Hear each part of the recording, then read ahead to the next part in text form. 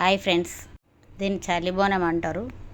కేదారేశ్వరి వ్రతం నోముకునే ముందు రోజు చలిబోనం వండుతారు. సాయంత్రం దాని ముందు రోజు వండుతారు. తీయటన్నం వండొచ్చు, కొంచెం పప్పు పోసి పెసరపప్పు పోసి పసుపు వేసి వండవచ్చు. ఎట్లా వీలుంటే గట్లా వండుకోవచ్చు. దాన్ని సాయంత్రం మాత్రం వండుకొని నోముకునే రోజు పొద్దున పోషమ్మ గుడికి వెళ్ళాలి.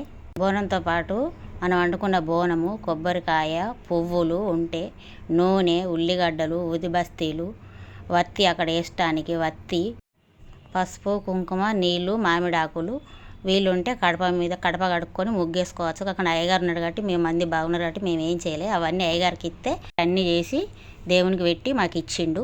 మేము బయటకు వచ్చి కొబ్బరికాయ కొట్టుకొని బొట్టు పెట్టుకొని వచ్చినాం. చలిబోనం అంటే దాన్ని సాయంత్రం వండుతారు కాబట్టి పొద్దున లేసుడితోటే ఊడి చల్లక ముందే పట్టుకొని పోయి పెట్టి రావాలి. అచ్చటాలకు ఇంట్లో ఊడి చల్లాలి. కానీ ఇప్పుడు అట్లా చేస్తలేరు. అన్ని పనులు చేసుకున్నాక ఇప్పుడు పొద్దున రాగా చేసుకుంటారు. దాని పద్ధతి మాత్రం అది. ఊడి చల్లక ముందు తీసుకుపోయి పెట్టుకొని వస్తే అది పద్ధతి అట. చలిబోనం అని దాన్ని అట్లా అంటారట. ఇప్పుడు వీలుగాక ఎప్పుడు పడితే అప్పుడు పోయి పెట్టుకుంటాను. మేము కూడా గట్లనే చేస్తున్నాం వీలుగాక. బోనము వండుకునే పద్ధతి, బోనం మాత్రం మాడకుండా వండుకోవాలి. ఎప్పుడు ఒక బోనం వండాలంటే అక్కడనే ఉండాలి మాడకుండా. గుడి ముందు పోతలింగాన్ని ఉంటాడు. మనం తీసుకుపోయిన దారము అక్కడ పోతలింగాన్ని కాడ చుట్టాలి. ఉల్లిగడ్డలు పెట్టాలి, ఊది బస్తీలు పెట్టాలి.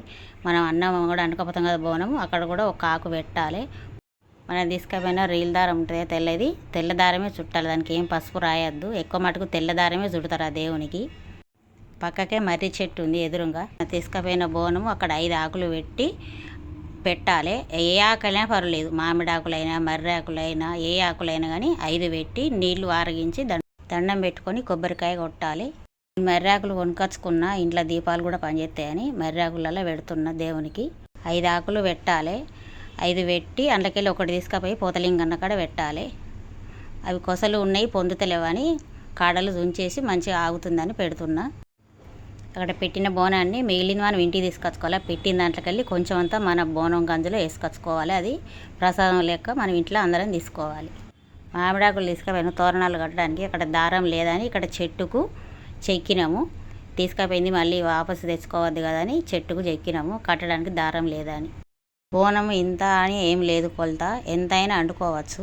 దాన్ని ఇంటికి తీసుకొచ్చుకున్నాక మనం నోముకుంటాం కాబట్టి ఒక్క పొద్దు ఉన్న వాళ్ళే తినదు దాన్ని. ఎందుకంటే అది అన్నం కాబట్టి ఒక్క పొద్దు ఇడిచినట్టు అవుతుంది.